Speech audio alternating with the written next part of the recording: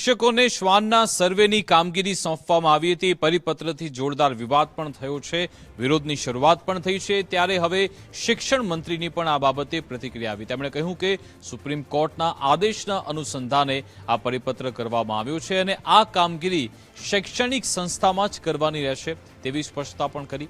શિક્ષકોએ બહાર ક્યાંય પણ જવાની જરૂર નથી તેવું પણ તેમના તરફથી કહેવામાં આવ્યું છે।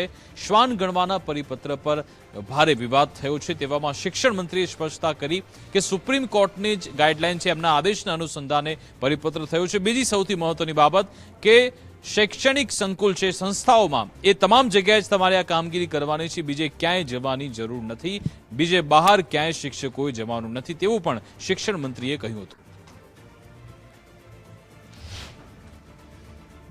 अभी जो एक कमिश्नर स्कूल के द्वारा जो परिपत्र हुआ है, जिसमें जो विरोध पक्ष ने कुछ विरोध जताया है, उसके बारे में मैं सिर्फ इतना ही बोलना चाहता हूं कि नामदार सुप्रीम कोर्ट के आदेश के अनुसार ये सूचना दी गई है और ये सिर्फ अपने जो शैक्षणिक संस्था है उसके सीमित ही रहेगी, ताकि अपने शैक्षणिक जो संस्थाएं हैं उसमें ही उनको कामगिरी करनी है।